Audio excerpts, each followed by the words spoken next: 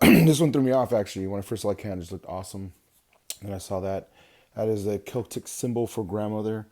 Uh, the focus is banana nut bread. It's supposed to be the one staple that most commonly known amongst grandmothers, I guess, baking, banana nut bread, both either. We'll say, so that's the whole motivation behind it. So this one has vanilla, macadamia, and coffee, and banana. Yeah, 10% alcohol, 35 IBU. So it comes in a 4 pack. It's a little pricey. I went to a corner store. They have places that like have some things other ones don't. Luckily, I saw this one, so kind of very excited to try this one out.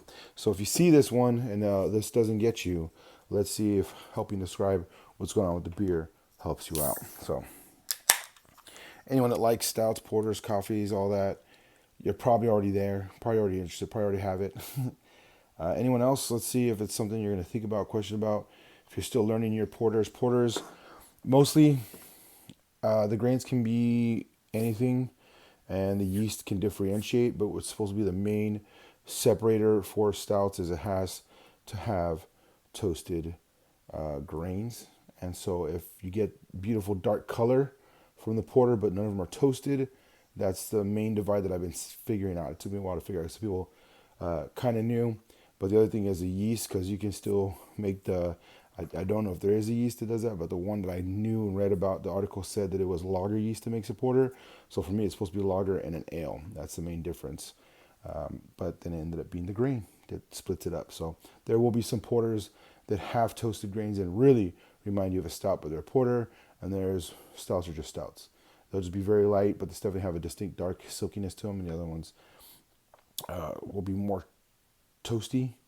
Some are not quite, but almost burnt. Just definitely very pushed to the edge. Roasting really makes a very dark beer. So this one, coffee, the macadamia itself already pulls up. The vanilla coffee. The porter just complements with the coffee. They're very neck and neck, so you will get those together. So definitely try to take a moment and separate them, but the coffee's dominating this one. There we go. A little sugary. Oh, it's boozy. It's roasty.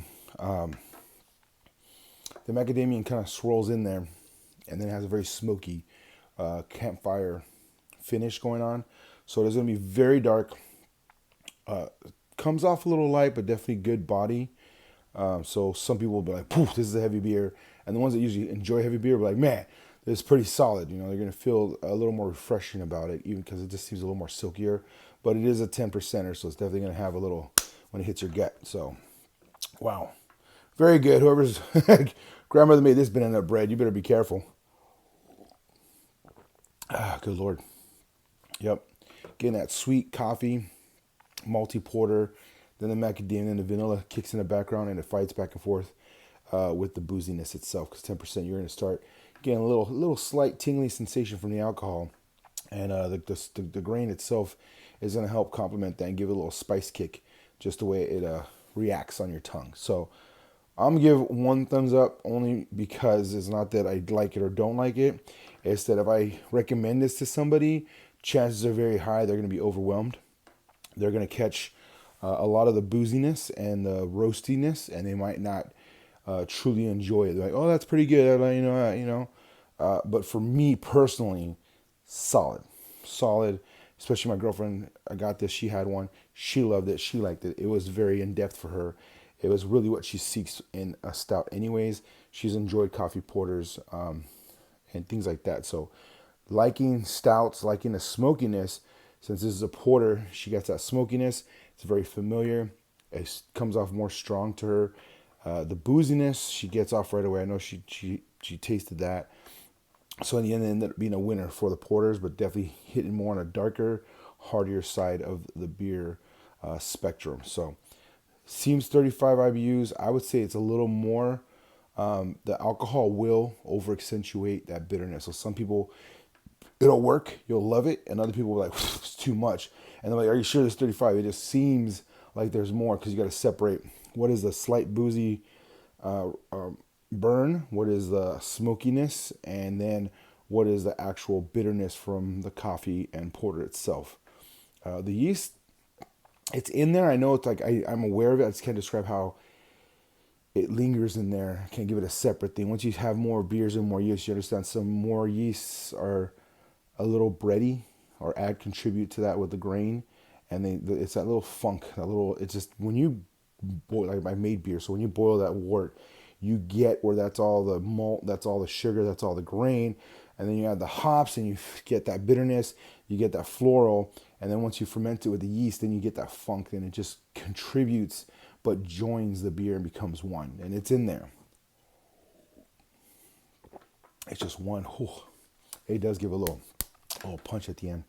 But I'm loving it. So hopefully, if you want to this one and want to see it, usually Three Nations has like a big old three in it, but they went obviously very different with this. They went black, Celtic symbol, simple writing, tells a whole story here, has all the IBUs and ABV.